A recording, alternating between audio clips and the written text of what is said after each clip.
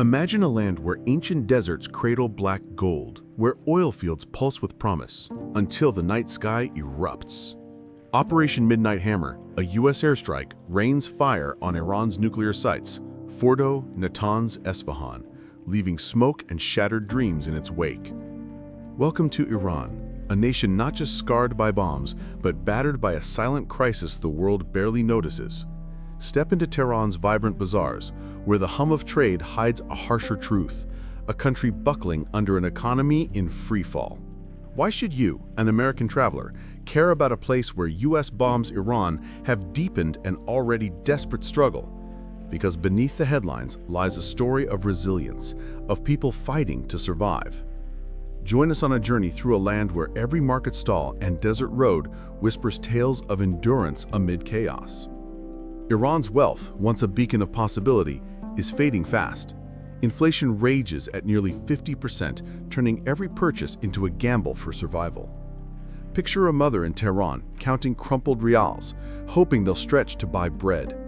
Over 30 million Iranians, nearly half the nation, live below the poverty line, their lives squeezed by soaring costs and dwindling hope. The rial, Iran's currency, is a ghost of its former self.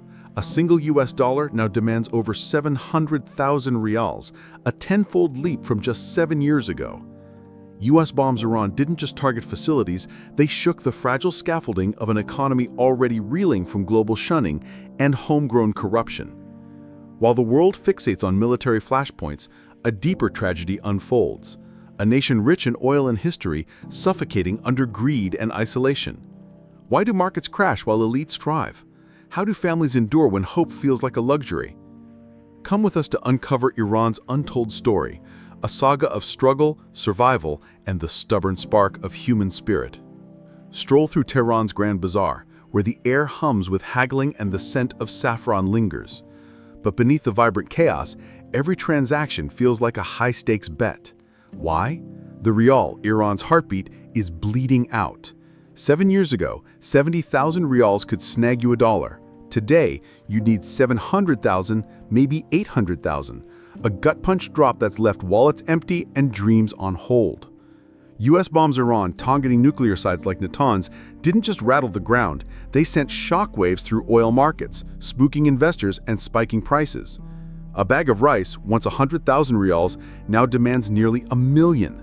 Bread and cooking oil up 50% in a flash. For travelers, these markets are more than a cultural dive. They're a front-row seat to a nation fighting to afford the basics. Picture a shopkeeper, his ledger a tangle of despair as wages, about 40 million rials a month, barely cover rent, let alone food. The central bank's answer? Crank the money printer. But that's like pouring fuel on a fire.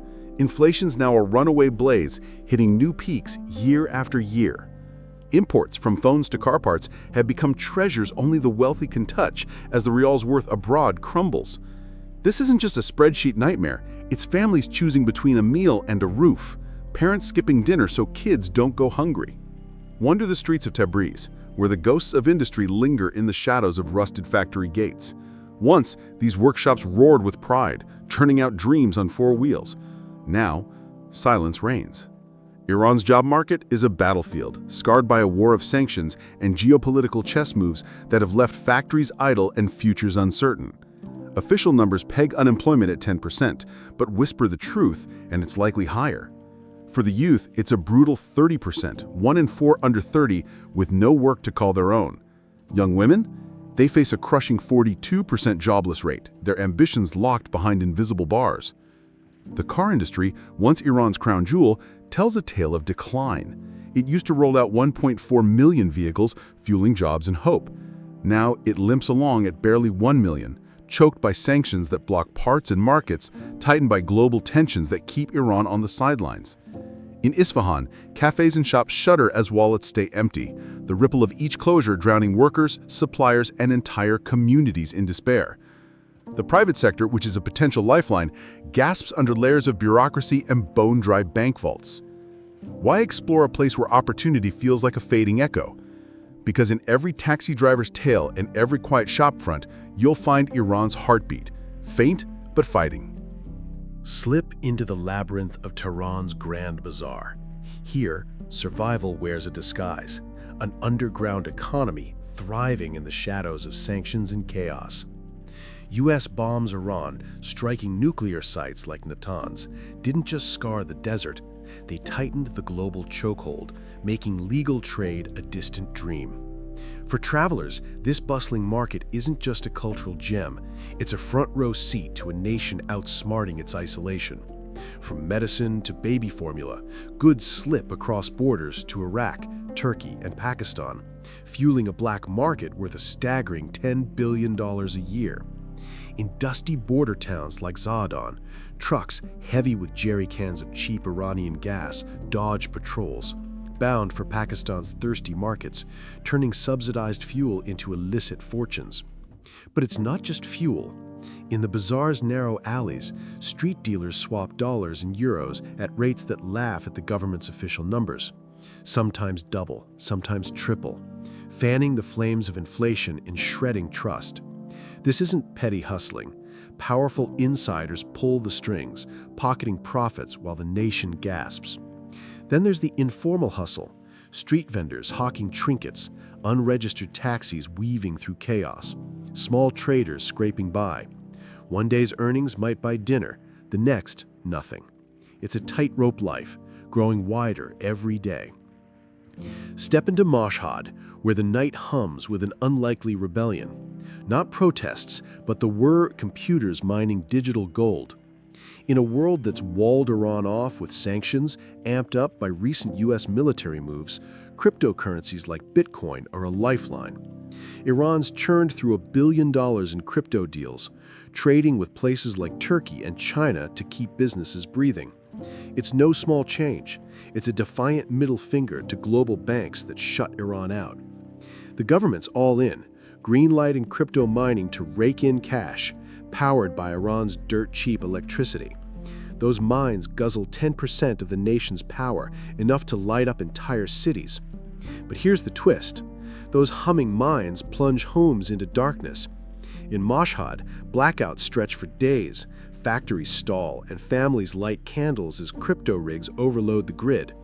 For most Iranians, this high-tech hustle is a mirage. Bitcoin's a game for the elite, needing pricey gear and know-how that regular folks can't touch. State-linked firms and rich traders cash in, while the rest are left in the dark, literally. And the risks? Crypto's a roller coaster. One day your Bitcoin is worth $50,000, the next it's $30,000. A crash wiped out $200 million in Iranian holdings, a gut punch to an already shaky economy. The government's cracking down, raiding illegal mines and jailing traders, trying to leash this wild beast. Venture to Khuzestan, where oil rigs pierce the horizon like sentinels of a fading empire. Iran sits on the world's fourth largest oil reserves, pumping 3.2 million barrels a day, up from 2.5 million when sanctions bit hardest. That black gold pulls in $18 billion, mostly from China, but it's a drop in the bucket for a nation banking on $20 billion to keep the lights on. Why did Trump greenlight the attack? Fears of Iran's nuclear ambitions, a shadow that keeps the world at arm's length. Oil prices, now $70 to $75 a barrel, fall short of the $80 Iran budgeted for, leaving a $1 billion hole. Global food costs don't help.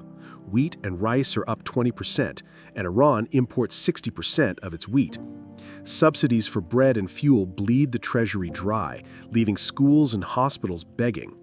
Worse, oil money vanishes into military budgets and distant allies like Hezbollah, while ordinary Iranians see none of it. Oil isn't just cash, it's power. When prices soared to $100 a barrel, Iran built roads and pensions. But when Operation Midnight Hammer and sanctions hit, the system trembled. The U.S. targeted Iran's nuclear dreams, slashing oil exports from 3.8 million barrels a day to under 3 million barrels a day. Buyers like India and Japan fled, and now Iran peddles oil at cut rates to China via shadowy tankers. Iran's history is a marvel, but its economy? It's trapped in a time warp, chained to oil while the world races ahead. Countries like South Korea built empires of tech and industry. Iran bet everything on crude. No plan B. Factories that could have churned out cars or gadgets now rust, starved of parts. Tehran's tech scene flickers with promise. Startups grew 20% in a year, but they're gasping for funds in a nation cut off from global cash. Tourism, a potential gold mine, lies in tatters. Persepolis once welcomed 2 million visitors when sanctions eased. Now, barely 500,000 brave the journey. For travelers, this ancient site is a must-see. Its grandeur, a stark contrast to an economy on life support. Before sanctions, Iran drew in $5 billion a year in foreign investment. Now, it's a measly $1 billion.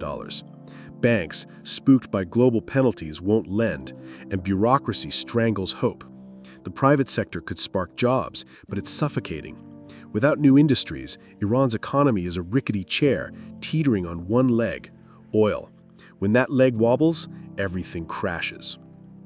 Roam the quiet villages of Iran, where clinics stand as hollow shells, their shelves bare of hope. The government pours $80 billion a year, nearly half its budget, into subsidies for fuel and medicine, a noble promise to keep life affordable. But it's like mending a sinking ship with a paper towel. Iran burns through 88 million liters of gasoline daily, much of it siphoned off to black markets, leaving the treasury gasping. Global sanctions, locking Iran out of world trade, make every shortfall sting. Cutting these subsidies? A pipe dream. When leaders tried, fuel prices doubled overnight, sparking protests that left dozens dead. Now, they're too spooked to try again, even as schools and roads crumble for lack of funds. For travelers, these rural outposts reveal Iran's heart, a place where survival battles bureaucracy. And then there's the rot within. Corruption isn't a glitch, it's the system. Elites, some tied to the powerful Revolutionary Guard, siphon billions meant for the people. Medicine subsidies, worth $2 billion a year, should make drugs like insulin affordable, but they vanish into thin air. A scandal exposed $4 billion in tea import funds stolen by insiders. Poof, gone. Insulin prices have soared 200%, leaving families to ration hope. Fuel, too, disappears by the millions of liters, funneled to black markets by well-connected networks. While small businesses pay full price, the elite snag tax breaks and cozy deals, rigging the game. In Shiraz, once vibrant textile loom sits silent, a testament to dreams crushed by greed. Why bother working hard when the deck's stacked? Subsidies for the poor? More like jackpots for the connected. Want to feel Iran's pulse? Visit these villages, where every empty shelf tells a story of betrayal. Stroll through Tehran's streets, where vibrant murals scream of revolution, their colors a vivid history lesson for any traveler. But beneath the paint lies a deeper truth. Iran's economy is chained to a past it can't escape. The 1979 Islamic Revolution flipped the nation upside down, promising fairness by nationalizing banks, oil fields, and factories. Before, Tehran buzzed with private businesses and foreign cash. $5 billion a year poured in. Now, a measly $1 billion trickles through, as global isolation slams doors shut. The revolution's dream of equality soured. State-run firms fumbled, private businesses faded, and a handful of insiders, politicians, clerics, and the Revolutionary Guard, built empires. Today, the Guard controls 20% of the economy, from telecom to ports, skimming billions while growth stalls. For travelers, these murals aren't just art, they're a window into a nation stuck in time. The real battle isn't on the walls, it's in the halls of power. Hardliners, tied to the Guard and religious leaders, grip Iran tightly, blocking changes like a $10 billion subsidy cut that could have eased the strain. They fear protests, or worse, losing control. Reformists, backed by youth and city dwellers, push for open trade and tech investment, but they're sidelined, especially since a hardline president took charge. Talks with the world? Stalled. Progress? Frozen. A rare win, impeaching a finance minister over $1 billion scam, did little to fix the rot. In Tehran's cafes, locals mutter about leaders bickering while prices soar. This tug of war isn't just politics, it's why corruption thrives and families struggle.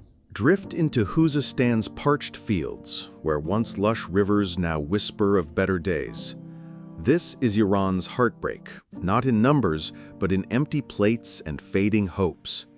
Families queue at dawn in Mashhad for subsidized bread, only to find bakeries dry by noon. A loaf that once cost 10,000 rials now demands 50,000. Rice and cooking oil are rationed, meat's a rare guest at the table. Sanctions have choked off trade, slashing oil cash and spiking food costs. Wheat and rice are 20% pricier, and Iran imports 60% of its wheat. For travelers, these rural lands are more than scenic. They're a testament to survival, where every drought-scarred field tells a story of grit. Climate's cruel hand compounds the pain. In Khuzestan, droughts have gutted farm output by 20%, turning Iran's breadbasket into dust. Farmers abandon fields, flocking to cities like Ahvaz, where jobs are myths. In Kerman, pistachio growers, fueling 80% of Iran's $1 billion export trade, can't afford water pumps, now 30% costlier. Cities choke too. Tehran's water shortages shutter restaurants, costing millions, while Sistan's dust storms halt trade routes, stranding truckers. Fixing irrigation needs $5 billion, but the coffers are empty, bled dry by mismanaged dams and global isolation. Climate isn't a distant threat. It's here, pushing families deeper into poverty. Villages empty, cities buckle.